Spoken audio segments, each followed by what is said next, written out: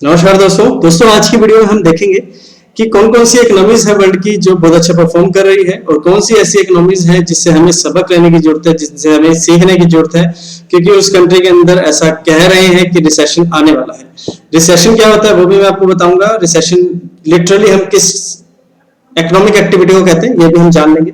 लेकिन सबसे पहले आप ये अपने आसपास की दुनिया को देखिए, एक बार सोचिए कि हमारे पास रिसेंट बैक में क्या क्या हुआ है। हमने देखा कि हम पहले एशिया की बात करते हैं। हमने देखा कि श्रीलंका की इकोनॉमी गिर गई, फिर न्यूज आ रही है कि बांग्लादेश की इकोनॉमी भी गिर सकती है, फिर पाकिस्तान की तो ऑलरेडी गिरी हुई इकोनॉमी है।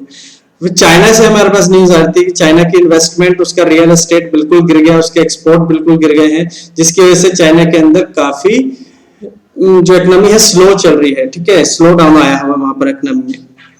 फिर हमारे पास न्यूज आ रही है कि इंग्लैंड के अंदर इकोनॉमी जो है वो गिरने की कगार पर है। हम देख रहे हैं कि रशिया और यूक्रेन वॉर की वजह से फूड शॉर्टेज पूरे वर्ल्ड में चल रही है, चाहे अफ्रीका की बात हो, चाहे ईस्टर्न यूरोप की बात हो एंड सेंट्रल एशिया की बात हो, जिसकी वजह से इन्फ्लेशन मतलब कि महंगाई जो है वो बढ़ रही है।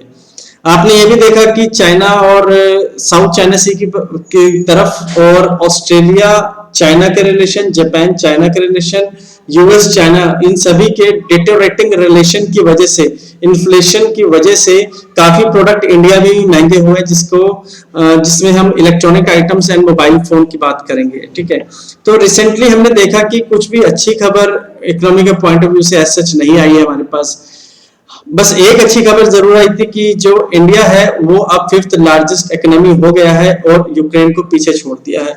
तो हमें यहाँ पर यूक्रेन से सीखने के लिए क्या मिलेगा, और हमें ये भी देखना है कि इंडिया की साइज के अकॉर्डिंगली, इंडिया का जो लैंड मास है और जितनी पॉपुलेशन है उसके हिसाब से हमारी इकोनॉमी कहाँ स्टैंड कर रही है। आप देख सकते हैं ट्रिलियंस के अंदर इंडिया की इकोनॉमी 3.53 ट्रिलियन और यूएस की इकोनॉमी 25.35। मैं यहाँ पर इस टाइम पर इस सिचुएशन पर आकर के कंपैरेटिव बिल्कुल नहीं होऊंगा।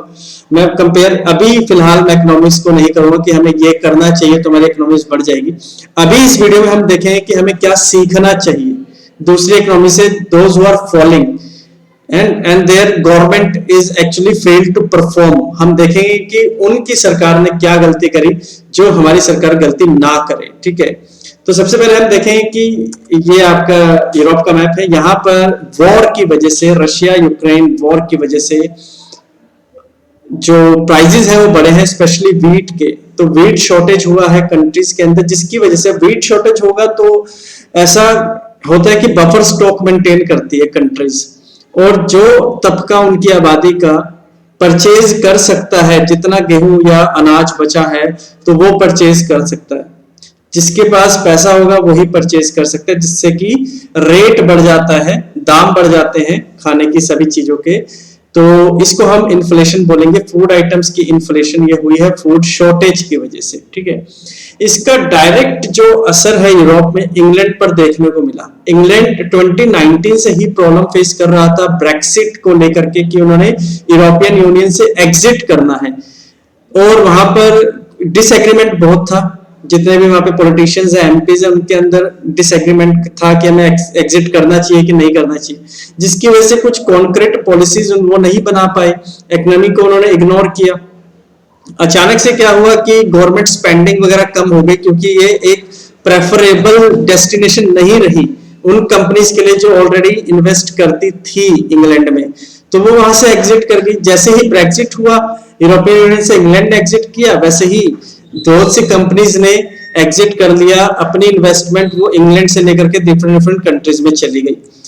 उसका रिजल्ट ये हुआ कि जो प्राइस था पाउंड का वो गिर गया काफी, परचेजिंग पावर जो थी वो काफी गिर गई लोगों की।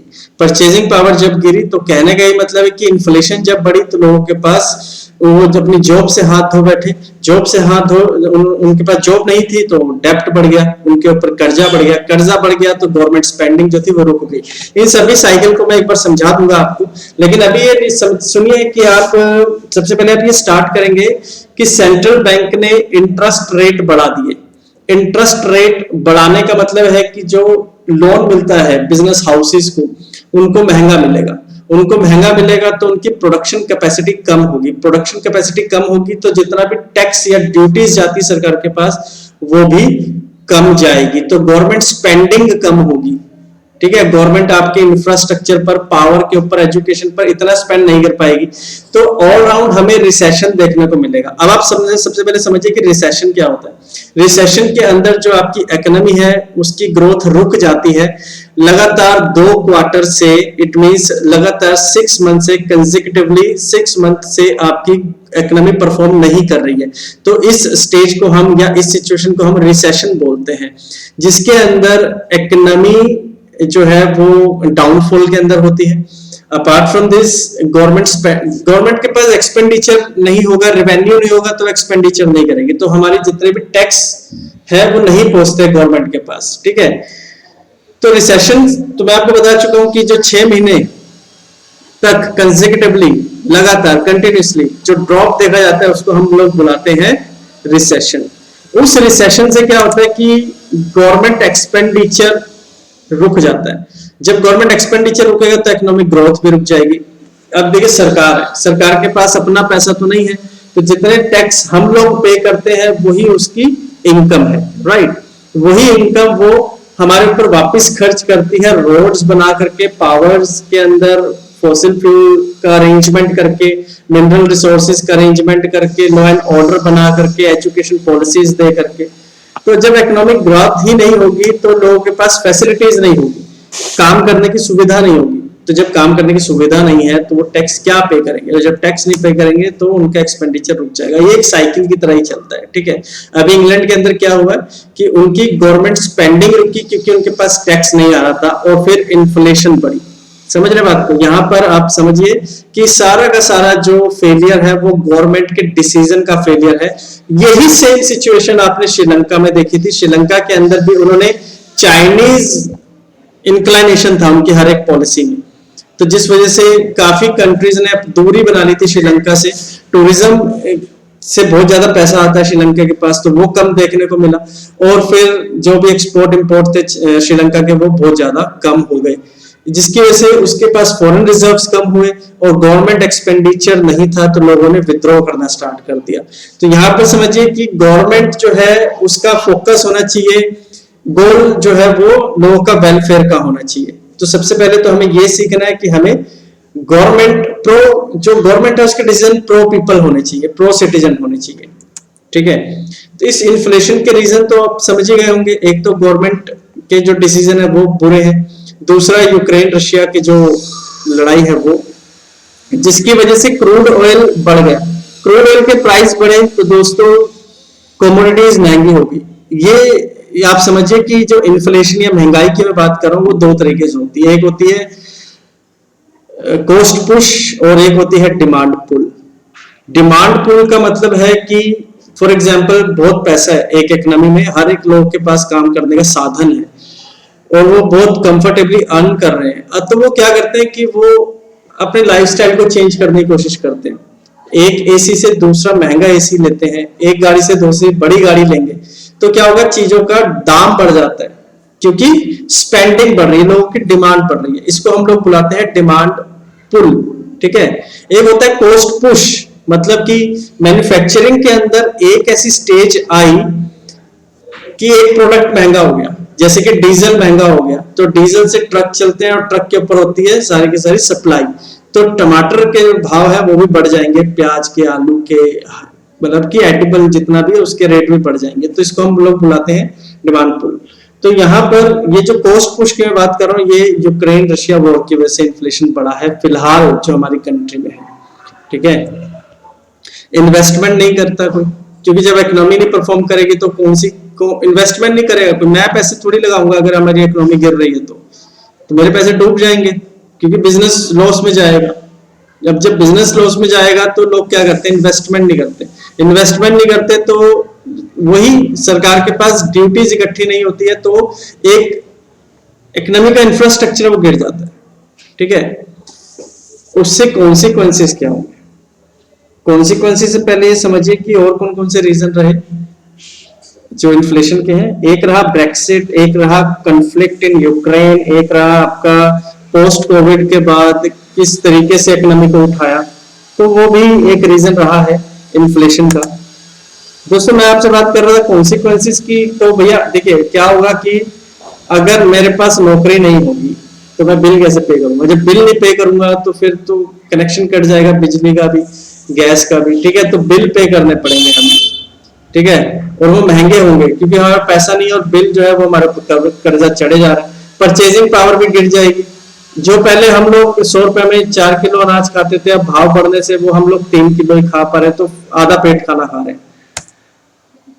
इसी के साथ साथ अनएम्प्लॉयमेंट बढ़ेगा, इसी के साथ साथ लोगों के ऊपर डेप्ट बढ़ेगा और कंट्री के ऊपर भी डेप्ट बढ़ेगा, क्योंकि अगर पैसा कहीं से नहीं आ रहा तो आईएमएफ से लेंगे, वर्ल्ड बैंक से लेंगे, एडीबी से लेंगे, किसी दूसरी कंट्री से कर्जा लेंगे, तो क्या होगा? कंट्री के ऊपर कर्जा बढ़ेगा। वो जब जैसे ही रिसेशन का पीरियड ओवर होगा तो उससे हमारी कंट्री के अंदर कुछ लाइफस्टाइल में चेंजेस नहीं देखे जाएंगे, क्योंकि हमने उधार देना है दूसरी कंट्रीज का, ठीक है। तो हमें यहाँ पर सीखना है कि हमें, देखिए, एक तो ये कि हमें अपनी डिमांड सप्लाई चेन को मेंटेन करना है। गवर्नमेंट जो है उसको प्रो सिटीजन डिसीजन लेने हैं, ठीक है, और वो लेती भी है इंडिया में, ठीक है। और इस टाइम पर बिल्कुल भी रिस्क लेने का समय नहीं है। जैसे कि पिछले हमने क्या एक्सपीरियंस किया अभी लास्ट ईयर, फार्म एक्ट आया था, है ना, तो फार्म एक्ट से ऐसा कुछ फायदा नहीं हुआ लेकिन नुकसान जरूर हुआ, ठीक है। तो ये कुछ हमें चीजें सीखने वाली है, हमारी गवर्नमेंट को सीखने वाली है। इंडिया के ऊपर क्या इफेक्ट होगा दोस्तों इसका? इंडिया जो है वो एक्सपोर्ट उसके गिर जाएंगे, एक्सपोर्ट गिर जाएंगे तो जितने लोग जुड़े हुए हैं काम के साथ, जैसे कि आपका पेट्रोलियम प्रोडक्ट के साथ, इंजीनियरिंग गुड्स के साथ, ऑर्गेनिक इनऑर्गेनिक केमिकल्स, राइस के साथ, आपके हैंडलूम के साथ, काफी लोग जुड़े होते हैं एग्रीकल्चर के अंदर। तो आप सभी जानते हैं इंडिया जो है कृषि प्रधान देश है, ठीक है। 52% जो पॉपुलेशन है भारत की वो अभी भी एग्रीकल्चरिस्ट है। तो जब उनके ऑर्डर्स नहीं आएंगे, उनके पास जब डिमांड नहीं होगी तो उनकी अर्निंग कम होगी। अपार्ट फ्रॉम दिस कॉटन के अंदर भी ऐसे ही है, टेक्सटाइल के अंदर अगर कमी होगी, 60 लाख से ज्यादा लोग टेक्सटाइल के साथ जुड़े हुए, ठीक है। तो इंडिया जो है वो इन्फ्लेशन की वजह से या दूसरी कंट्री के अंदर इन्फ्लेशन होता है तो उसका डायरेक्ट जो इफेक्ट है वो इंडिया के ऊपर देखने को मिल सकता है। तो दोस्तों आशा करता हूं आप सभी ने कुछ नया सीखा होगा। मिलूंगा दूसरी वीडियो में, तब तक के लिए जय हिंद, जय भारत।